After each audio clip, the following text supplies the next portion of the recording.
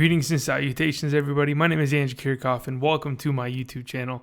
Today, we're going to be talking about the fantasy football hidden gems of Week 10.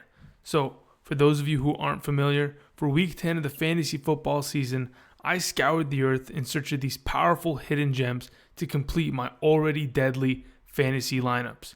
Now, for those of you who don't know, I'm collecting these hidden gems for the ever so powerful Fantasy Gauntlet.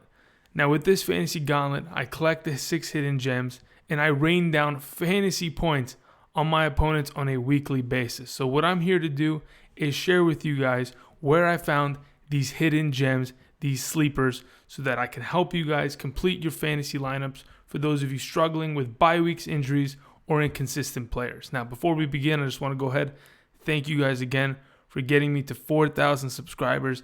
Incredible milestone that we've hit. I can't thank you guys enough. So again, it's amazing. I appreciate the support, and let's get into talking about some hidden gems, shall we?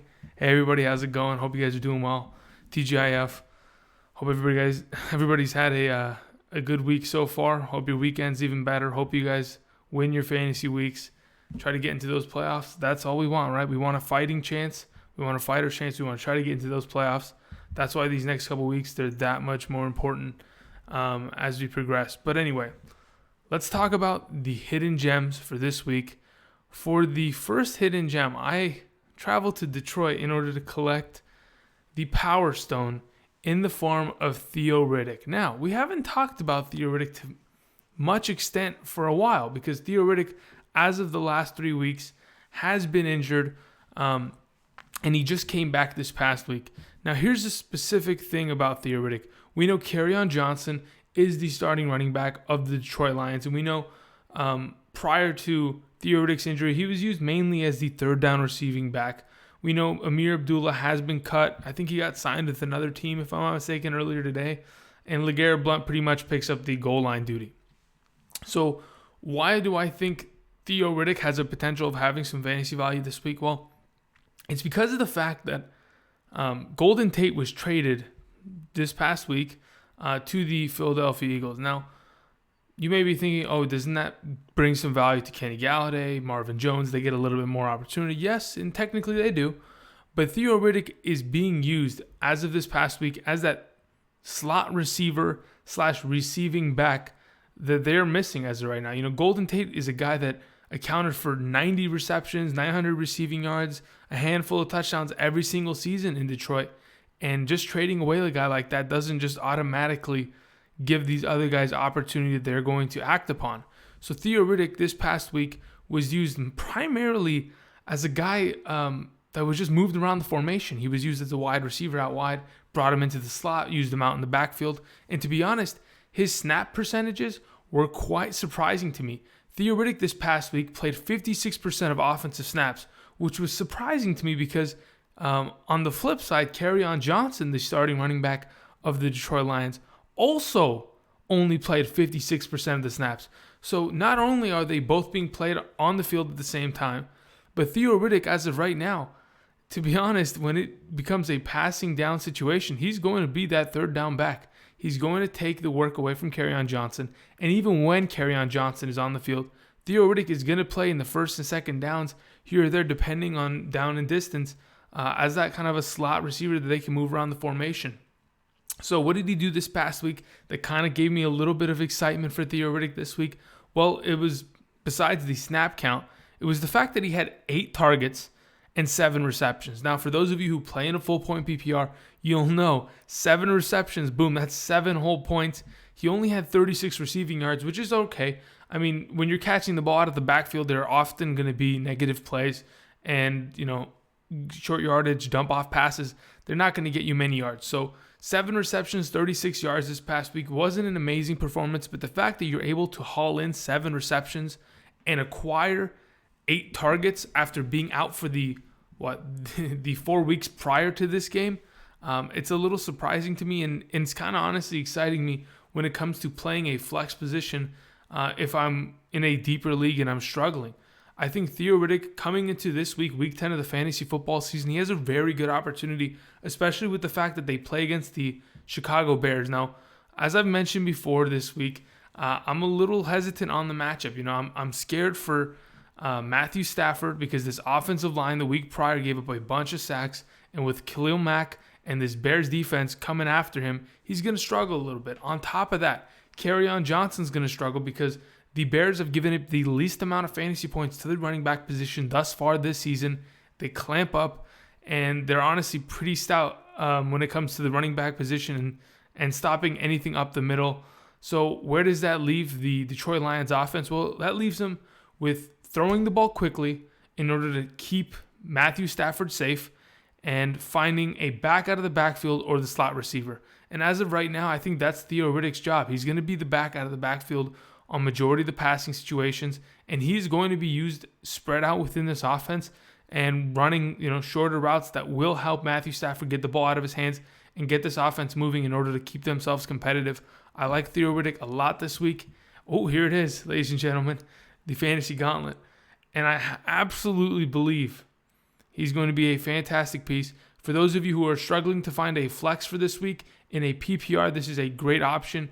In a standard, I wouldn't touch this. But to be honest, if you're playing in a standard league, I'm sorry in advance because I understand it's very difficult to play in a standard league. It's not as exciting, guys.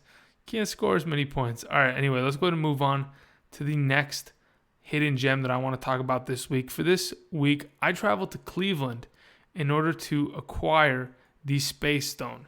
Now, why did I, move over to Cleveland, Ohio?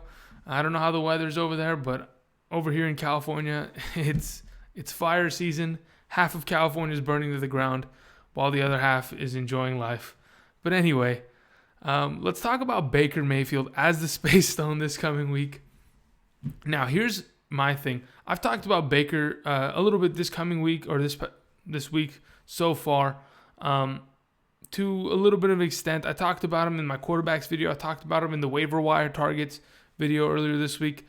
And majority of it is because of the matchup. Baker Mayfield plays against the Falcons, who have given up the third most fantasy points to the quarterback position thus far this season.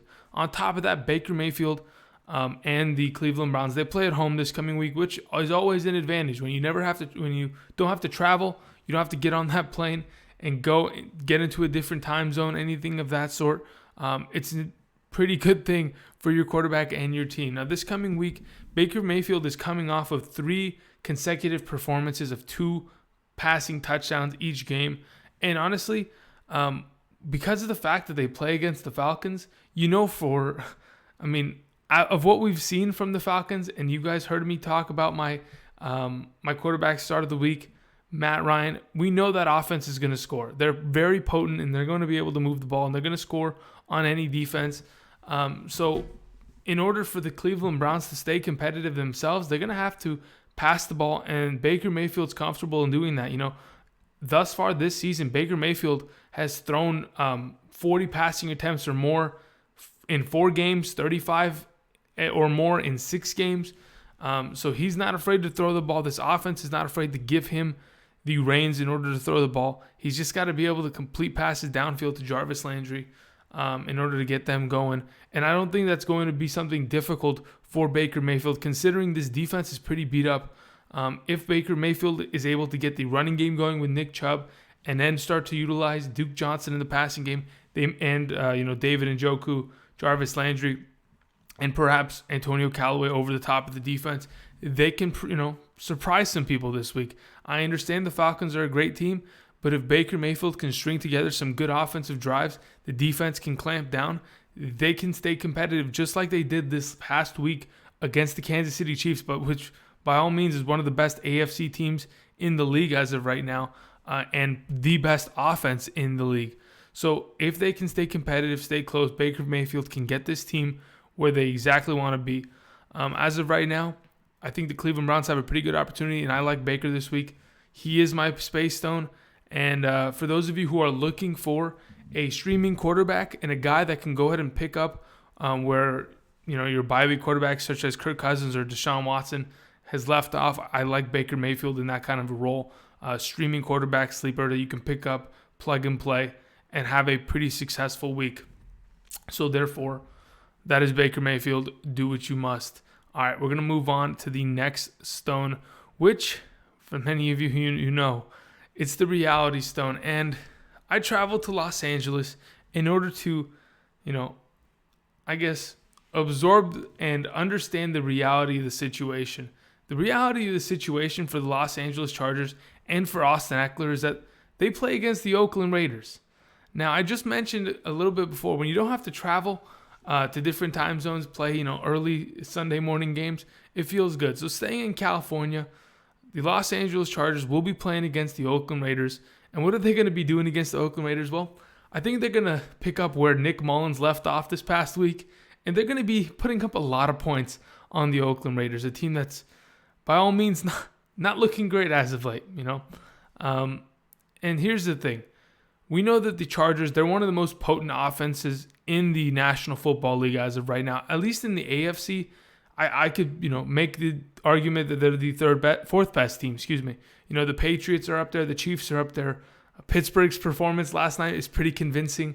And then it's the Chargers, right? They're a team that obviously will have to fend and try to get that wild card position, because I don't think the Kansas City Chiefs are going to let them catch them, but they're going to keep trying. But as of right now, let's talk about the reality of the situation. Austin Ekeler will get a lot of snaps this week. Now, for those of you who own Austin Ekeler, you'll know this past week against the Seattle Seahawks, he honestly didn't get that many attempts. He wasn't used a lot. His snap percentage went down. But I don't think that's something that should deter you from starting Austin Ekeler. Here's the situation. The Chargers, they're going to come out, and Melvin Gordon, Keenan Allen, Tyrell Williams, they're going to put up a bunch of points. Now, where does that leave Austin Ekeler and the Chargers in the second half? That leaves them to, hey, let's not get injured. Let's go ahead and kill clock. Let's run the ball, and let's get out of here. And that's exactly what they're going to do in the second half. When they're up 28-plus points after this first half, they're going to collect themselves, and they're going to go ahead and run the clock out. Austin Ekeler is going to get 12-plus attempts on the ground just in the second half alone. I'm telling you, they've done this before. We've seen them do this before against the Bills. In week 2, they had blown them out. Boom, put in the second squad, no problem. And we've seen it. Austin Ekeler throughout the season, he doesn't need many attempts in order to make big plays. He's a guy that has a lot of talent, a lot of burst, and a lot of upside when it comes to only giving him 10 attempts a game and him being able to produce something. I mean, Austin Ekeler, as of right now, he scored a decent amount of fantasy points. He has 3 receiving touchdowns, 500 all-purpose yardage, whether it's rushing and receiving combined. He's been pretty decent as a running back. And if you're looking for a flex option this week, I think it's a very advantageous matchup, and I think the game script is going to lean towards Austin Ekeler. For those of you thinking about playing Melvin Gordon, you absolutely should, but understand that as soon as this game gets out of hand, Melvin Gordon will have 2 touchdowns by then. But then it's going to be Austin Ekeler coming in, having a lot of attempts, having a lot of success, because this Raiders run-stopping defense is one of the worst in the NFL. They've given up a bunch of points to the running back position, and I like Austin Ekeler for this week. Therefore, he is my reality stone. The reality situation, the Raiders suck, the Chargers are going to blow them out, and Austin Ekeler is going to have a great time this coming Sunday. So let's go ahead and move on, and let's talk about the soul stone, the stone that requires a sacrifice. And this coming week, I traveled back to Washington, not for Josh Doxson, because we know Josh Doxson this past week on 3 receptions, had a touchdown, broke 10 fantasy points in half-point PPR. But we're going to go and we're going to collect Maurice Harris as the soul stone this week. Now, you may be thinking, why have we gone back to the Redskins? Are they, even worth fantasy relevance or even paying attention to them in fantasy? Well, to be honest, I think they are. And this coming week, it's because of the matchup. And if it wasn't for this extremely good matchup, I don't think I'd be leaning towards any Washington players. But they play the Tampa Bay Buccaneers defense this week. And the Tampa Bay Buccaneers, they've given up the second most fantasy points to the wide receiver position in half-point PPR scoring formats this season. And I think Maurice Harris, a guy that was played in the slot this past week, played just about 87% of the offensive snaps in the slot, had 12 targets, 11 receptions, 124 receiving yards, was an absolute monster this past week against the Falcons defense. Now, where does that leave him for this week? Well, Paul Richardson this past week sustained an injury. He is on the injured reserve. He is out for the rest of the season.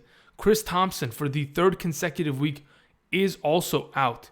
Now, that only leaves Josh Doctson, who we've mentioned before, and that leaves Jamison Crowder, who is, as of right now, a questionable tag. We are not certain if Jamison Crowder is going to play. So, assuming that Jamison Crowder most likely doesn't play because he's been out for the last 6 weeks or so, Maurice Harris is a very good player and has an upside because of these few reasons, right? Obviously, the injuries and the fact that Richardson and Thompson are out, that is going to help him. It's going to bring more targets in his direction. Coming off such a great performance this past week, that's going to leave Alex Smith with a pretty good taste in his mouth, thinking, okay, I can at least trust this kid. On top of that, the news that came out earlier today, which for Adrian Peterson owners is not great, it's up to the I wouldn't say it's a death count, but as of right now, it's looking bad. Okay, for this Sunday, the offensive line of the Redskins could be missing 4 of their offensive line starters, which by all means is an absolute travesty. It's something that you can't anticipate. 4 of your offensive linemen that were starting are going to be out by Sunday. How can you replace them all? They've had to go and they've had to sign people off of waivers, which is absolutely insane. So we're bringing in a bunch of guys that could have been potential couch potatoes at this point. And we're going to put them in a game against the Tampa Bay Buccaneers defensive line, Gerald McCoy, JPP, Vita Vea. I mean, they're going to bring some pressure, right? So on top of that, how are you going to protect Alex Smith with an offensive line that has no gel? They haven't practiced enough together. They have no comfortability within this offense. How are we going to be able to do that? Well, the only way I see these Redskins being able to move the ball effectively is if Adrian Peterson completely loses his mind and has an amazing game, or if Alex Smith is able to get the ball out of his hands as soon as possible, and that's going to be to the slot position. I don't see Alex Smith dumping off the ball out of the backfield to Adrian Peterson. He is yet to use Jordan Reed to any capacity that we've liked him to be used at. Josh Doctson plays the outside receiver. Maurice Harris is a slot that will play on the inside this coming week. And I think because of the sacrifices made with all the injuries, Maurice Harris this coming week as a soul stone, he has a very good opportunity, and I think he could be a sneaky hidden gem for this week. Therefore, he is the soul stone. By all means, guys, it's a great matchup, but this team is hurting badly, and I think they're going to need one guy to step up, and that's going to be Harris this coming week. So let's go ahead and move on to the next hidden gem, where we're talking about the time stone as Elijah McGuire, running back for the New York Jets. Now, the Jets this coming week, they have a new Top Gun. They have a new arm cannon back there at the quarterback position. They have Josh McCown. Now, Josh McCown will be coming in and taking over for Sam Darnold, who's been in a walking boot for the last week or so. I think after he threw 4 touchdowns, they're like, listen, kid, you've shown us enough. We're going to go ahead. We're going to put you in the walking boot. You're not going to play for the rest of the season so that we can at least salvage you so we don't get you hurt. Okay? And that's probably what's going to happen. Josh McCown this past year in 2017, he was able to prove that in fantasy and in the NFL, he can compete. I saw a bunch of weeks I started Josh McCown consecutive back-to-back weeks in 2017 and won fantasy championships because of him. Why? Because by all means, he was a good quarterback. He was the Fitzmagic of last season. He was an old gunslinger that did not give an F. He came out and he let people have it. He let defenses have it. So this coming week, besides the gunslinger for the New York Jets being changed, I think there's going to be a changing of the guard. It's finally time to, by all means, get rid of this bum Isaiah Crowell. We knew Isaiah Crowell wasn't going to be able to handle it. From his production in Cleveland, I understand the Cleveland Browns, they're the Cleveland Browns, but by all means, Isaiah Crowell isn't that good of a running back. He's had a couple 200-yard rushing games. I'm telling you, this is all pure luck, game script, and just chance for him. This past week, Elijah McGuire coming off injury, a guy that should have been the number one running back for this team coming into training camp. He sustained an injury. I mentioned him a lot. And for those of you who have kept him on your bench, it's time, guys. I honestly believe it's time. This past week, the New York Jets playing against the Miami Dolphins, they had Isaiah Crowell play 35% of the offensive snaps. Okay, only 35, Isaiah Crowell. On the other hand, Elijah McGuire, he played 55% of the offensive snaps. He played nearly 20% more of the offensive snaps than Isaiah Crowell. That already tells you that this Jets team, they're ready to move on from Isaiah Crowell. It's time. They're prepared. They've seen the inconsistencies and the just terrible play of Isaiah Crowell, and they know they have too good of an offensive line to be running Isaiah Crowell into the ground. That's why they've brought back Elijah McGuire, and they've been using him to an extent to where I couldn't believe it. Coming back from his injury in the first week, having him rush the ball 7 times, giving him 5 targets out of the backfield, catching 3 of them, he looked good. And in a PPR format, this guy can play between the tackles and catch balls out of the backfield. I think Elijah McGuire this week can be a very hidden gem. He's playing against the Buffalo Bills defense, which by all means is a good defense, but they have given up the 10th most points to the running back position this season. They gave up a ton of points a couple weeks back to James White, who caught 7 balls out of the backfield. And I think Elijah McGuire can be used in the same capacity this coming week. We know for a fact Josh McCown is a guy that really can sling it, right? He's going to throw the ball deep. He's going to get this team into positions to be successful. And I think he's going to be able to feed Elijah McGuire the ball in order to get him comfortable with this offense and getting him going. I like Elijah McGuire this week, and I think it's honestly time. Isaiah Crowell is a trash can. We all know that. You can drop him. Elijah McGuire is the way to go this week. He is my time stone. All right, let's move on to the last hidden gem for this coming week. As we all know, it's the Mind Stone.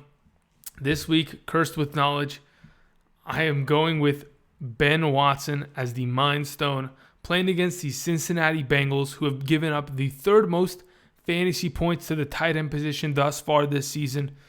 Ben Watson, here's the thing about Ben Watson and the tight end position in general. The tight end position this season, it's very boom or bust. You either have one of the top 4 guys or you sit amongst the rest of us and you sit and wait and you're thinking, okay, is my guy going to get that touchdown? That ever elusive touchdown that'll either make or break his week. And as of late, Ben Watson has made his weeks as the 3rd offensive option within this offense. We know that Alvin Kamara and Michael Thomas are heavily going to be used within this offense. Now, besides those two, we know that Dez Bryant, I think it was earlier today, tore his Achilles. He's out for the season. On his first practice, man, I'm so sorry, Dez. That's so bad. That sucks, man. And then we know Traquan Smith hasn't been fully acclimated within this offense. They've given him some opportunities, but he's not getting many targets. So it's either Alvin Kamara or it's Michael Thomas. Other than those two, they're using Ben Watson at a pretty good rate. They're using him a lot in the red zone, and he's finding himself a lot of value. At 37 years old, this man is going to continue to, feast and find himself as the 3rd option within this offense, to be honest. I know many of you may be thinking it's going to be Traquan or it's going to be Mark Ingram, but to be honest, from what we've seen as of the last couple weeks, it's Kamara, it's Michael Thomas, and it's Ben Watson. And this coming week, in such an advantageous matchup against the defense that gives up a lot of points to the tight end position, I think Ben Watson is a sneaky play, a hidden gem. And by all means, if he's sitting on your waivers, you're questioning whether you should play your specific tight end or you're struggling to find a tight end this week, I think Ben Watson is a fantastic pickup and play. He is my Mind Stone for this week. And that is it. Those are the hidden gems to complete the Fantasy Gauntlet for this coming week. I want to thank everybody for watching. Now, before we leave, really quickly, so that I don't have to do it in a different video per se, I'm going to be going over my tight end rankings for the week very quickly. So let's go and check these out right now. Okay, so for week 10, the tight end rankings for fantasy football. Here it is. I'm not going to talk about everybody to an extent. I'm just going to give you my thoughts. Travis Kelce playing against Arizona, that's a given. Zach Ertz, fantastic. Okay, O.J. Howard, yep, we know that. George Kittle, Those 4 are the most consistent tight ends on the season thus far. I give George Kittle, I give him a lot of props, especially with the quarterbacks that he's had. Jimmy G going down with the ACL injury, having to be productive with Beathard, and then on top of it, Nick Mullins coming in, still being fantasy relevant. A lot of props to George Kittle this season. OJ Howard, no matter which the quarterback is, but with Fitzpatrick, he's been fantastic. They are finding him a lot within this offense, and he's being fantasy relevant without a doubt. And going forward, he's going to be fantastic. Other than those 2, Ertz and Kelsey, who are fantastic, going to get theirs every single week. We have Gronk at number 5, who, as of right now, in my opinion, is pretty questionable. I don't know if he's going to play. He's been dealing with some injuries, and that's why I have that little star asterisk mark next to him. To kind of give you guys the idea that, okay, if he plays, he's a top 5 tight end. But if he does not play this week, I don't want to touch him. Obviously, if he doesn't play, I don't want to touch him. But if he's at all questionable or a game time decision, I would rather sit him this week and be safe with one of the lower guys that I'm going to mention. Jimmy Graham at 6, being more utilized within this offense. Hopefully he can find more relevance in the red zone like he did this past week. That's exactly what I like to see. Number 7, Njoku. Number 8, Doyle, Burton, Herndon. Okay, here's the thing. A lot of these guys, they're going to rely upon targets or they're going to rely upon touchdowns. Like a guy like Jimmy Graham, he is kind of the in-between. He's going to get 6-7 targets, and he could potentially get that touchdown. That's why he's in a top 5 scenario, assuming Gronkowski doesn't play. On the other hand, David Njoku is kind of similar to that, right? We've seen him get 8 to 10 targets, and we've seen him get red zone opportunity touchdowns. After those 2, Jack Doyle, he is primarily a target guy. If he can get those targets, he can get you those fantasy points. Trey Burton, on the other hand, he is primarily a boomer bust touchdown guy. Herndon has been a little bit of both. But how much is he going to be used within this Josh McCown-led offense? We've seen from this past year, the New York Jets, when they were led by Josh McCown liked to use a lot of Austin Seferian-Jenkins. They found a little connection within each other. So I think Herndon this week can also be a fantasy sneaky guy to find a lot of value. We have Austin Hooper at 11. Eric Ebron at 12, just for the touchdown purpose. Maybe he finds himself a touchdown. Uzama at 13. Ben Watson, my hidden gem, at 14. Evan Ingram at 15. And Jordan Reed at 16. Anyway, I just wanted to let you guys know those are my tight end rankings for those of you who are wondering. I will put it down in the description. Hopefully, those of you who are looking for it will eventually find it. Otherwise, I will have already pushed you in this direction in the comment section. Where's the tight ends? And I've already given it, and you're watching this right now, and you're reflecting, you're thinking, damn, Andrew's the best, isn't he? And I'm like, you know what? I am. Anyway, thank you, everybody, for watching. Have a great weekend, and I'll see you guys next time. See you.